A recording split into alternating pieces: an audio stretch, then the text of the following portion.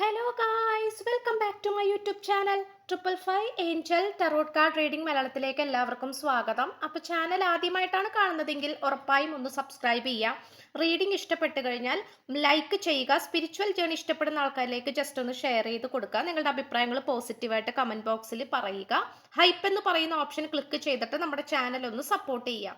Okay, ഇപ്പോൾ personal reading താല്പര്യമുള്ളവർ എൻ്റെ വാട്സപ്പ് നമ്പർ ഞാൻ ഡിസ്ക്രിപ്ഷൻ ബോക്സിൽ കൊടുത്തിട്ടുണ്ട്. വാട്സപ്പിൽ മെസ്സേജ് ചെയ്ത് കഴിഞ്ഞാൽ പേഴ്സണൽ റീഡിങ്ങിന്റെ ഡീറ്റെയിൽസും കാര്യങ്ങളൊക്കെ അവിടെ പറയുന്നതായിരിക്കും.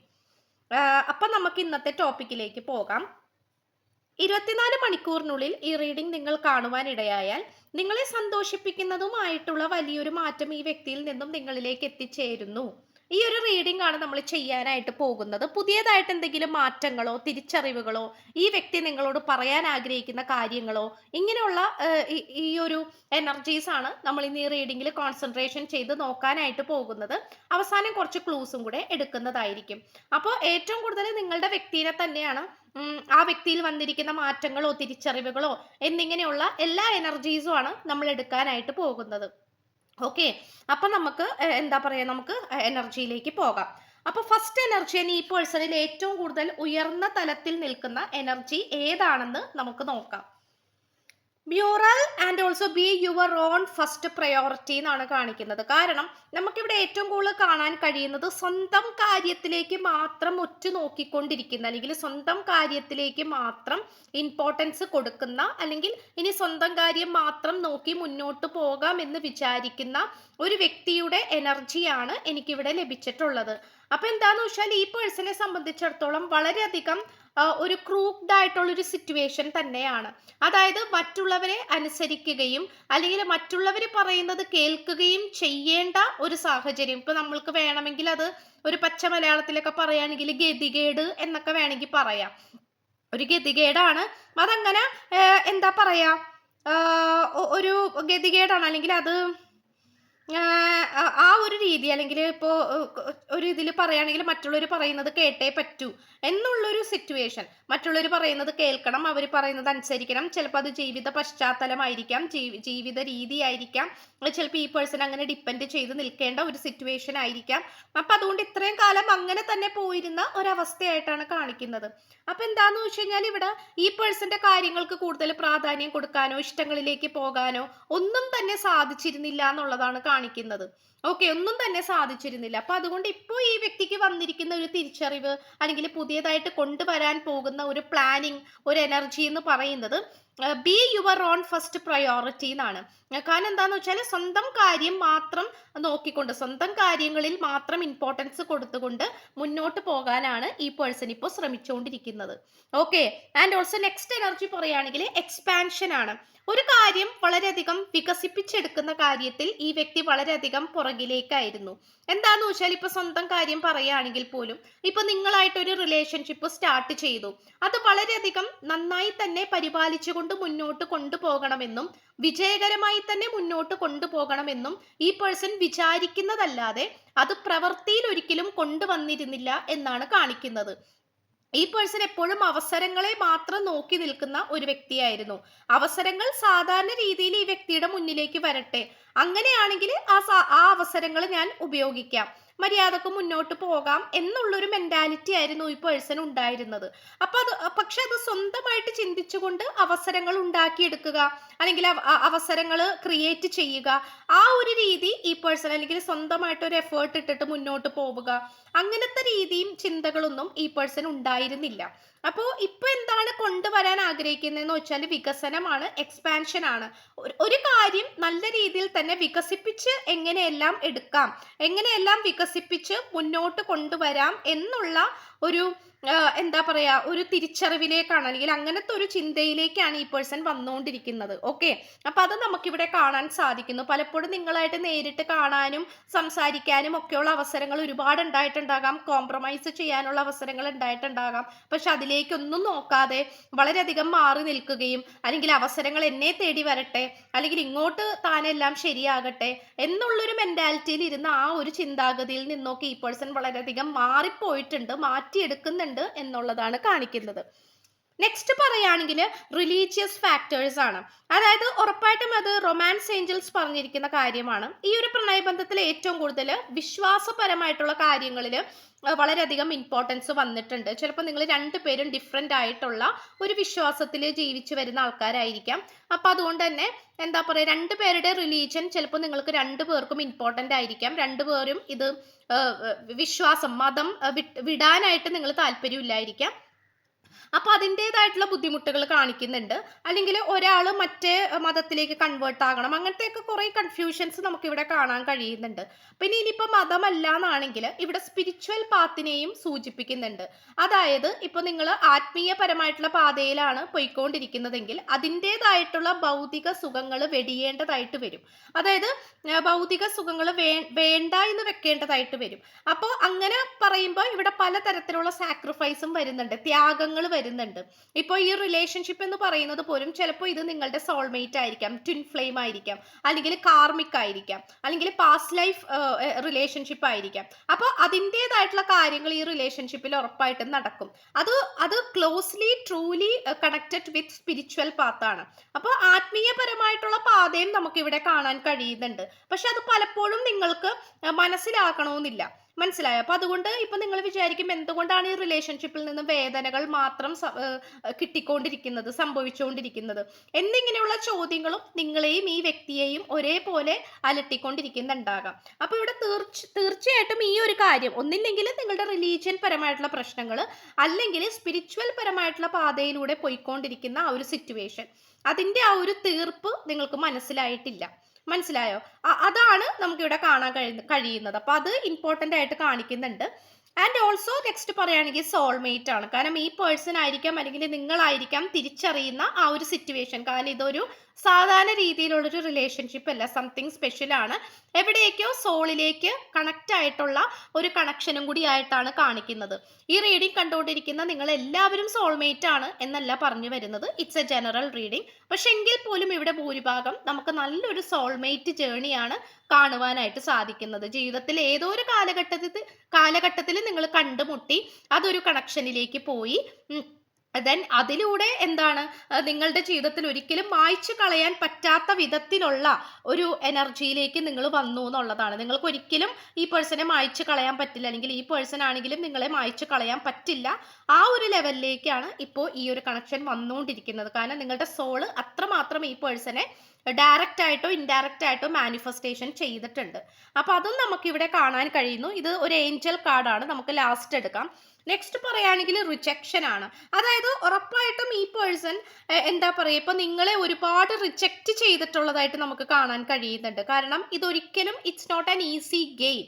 ഒരു ഈസി ആയിട്ടുള്ളൊരു റിലേഷൻഷിപ്പ് അല്ല, അല്ലെങ്കിൽ വളരെയധികം എൻ്റർടൈൻമെൻ്റ് ആയിട്ടുള്ളൊരു റിലേഷൻഷിപ്പ് അല്ല എന്നുള്ളത് ഇതിനോടകം നമുക്ക് മനസ്സിലാക്കാൻ സാധിക്കുന്നുണ്ട്.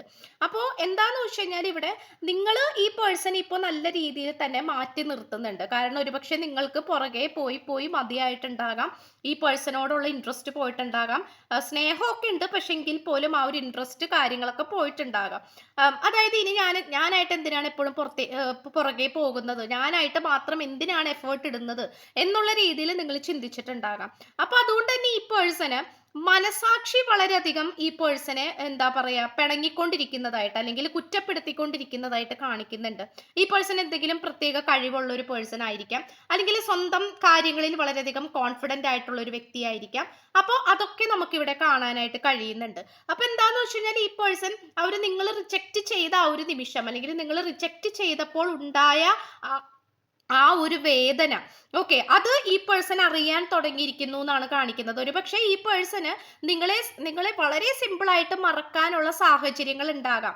അതായത് നല്ലൊരു ജോലിയായിരിക്കാം, ജീവിത സാഹചര്യമായിരിക്കാം, കഴിവുകളായിരിക്കാം, എക്സ്ട്രാ ആയിട്ടുള്ള കഴിവുകൾ, ടാലന്റ്, അങ്ങനത്തെ കാര്യങ്ങളായിരിക്കാം. അപ്പൊ അതൊക്കെ ആയിട്ടൊക്കെ മുന്നോട്ട് പോയി കഴിഞ്ഞാൽ ഈ പേഴ്സണെ നിങ്ങളെക്കുറിച്ച് ചിന്തിക്കേണ്ട ആവശ്യമില്ല. പക്ഷെ എങ്കിൽ പോലും ഇപ്പോൾ ഈ പേഴ്സന്റെ ആ ഒരു മനസാക്ഷി വളരെയധികം ഈ പേഴ്സണെ ക്വസ്റ്റ്യൻ ചെയ്യാൻ തുടങ്ങിയിരിക്കുന്നു എന്നാണ് കാണിക്കുന്നത്.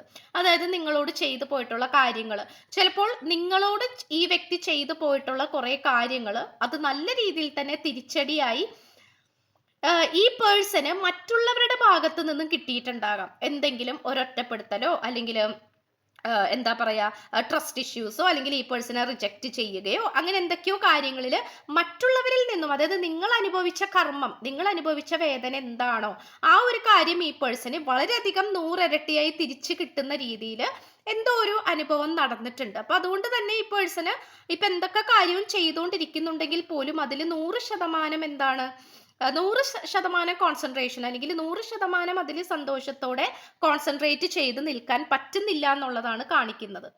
ഓക്കെ, അപ്പൊ അത് നമുക്ക് കംപ്ലീറ്റ് ആയിട്ട് കാണാൻ കഴിയുന്നു. നെക്സ്റ്റ് എനർജി പറയുകയാണെങ്കിൽ ഫോക്ക് ഇൻ ദ റോഡ് ആണ്. അതായത് ഒരുപാട് ഇവിടെ വഴികളാണ് നമുക്ക് കാണാൻ സാധിക്കുന്നത്. ഒരു വ്യക്തിയെ സംബന്ധിച്ചിടത്തോളം ആ വ്യക്തിക്ക് മുന്നിൽ ഒരുപാട് വഴികൾ വന്ന് നിറയുമ്പോൾ സ്വാഭാവികമായിട്ടും ആ വ്യക്തിക്ക് എന്ത് സംഭവിക്കും, ഒരു കൺഫ്യൂഷൻസ് ഉണ്ടാകും അല്ലേ.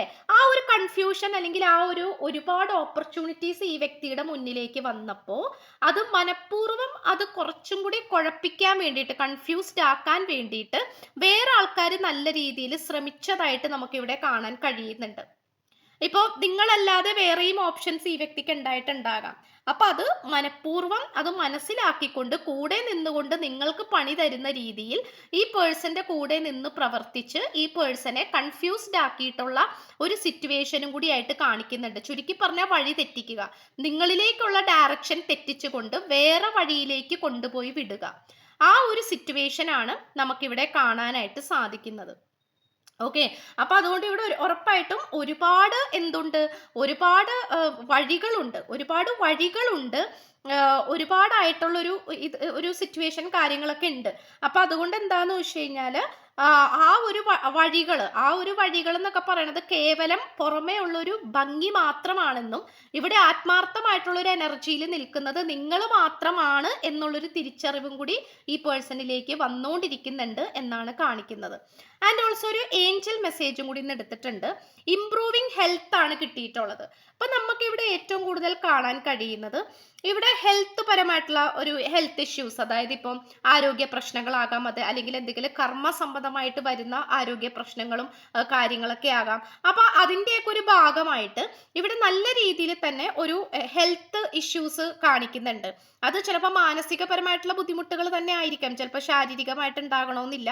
അപ്പോൾ മാനസികപരമായിട്ടാണെങ്കിലും ഏത് ലെവലിലാണെങ്കിൽ പോലും അത് നല്ല രീതിയിൽ തന്നെ ഇംപ്രൂവ് ആകുന്ന ഒരു എനർജിയും കൂടി ആയിട്ട് കാണിക്കുന്നുണ്ട്. ഓക്കെ, അതായത് നിങ്ങളുടെ കാര്യത്തിലായിരിക്കാം അല്ലെങ്കിൽ നിങ്ങൾ സ്നേഹിക്കുന്ന നിങ്ങളുടെ പേഴ്സന്റെ കാര്യത്തിലായിരിക്കാം. ഏഞ്ചൽസ് അങ്ങനെ ഒരു ബ്ലെസ്സിങ്സ് കൊണ്ടുവരാനായിട്ട് ശ്രമിക്കുന്നുണ്ട്.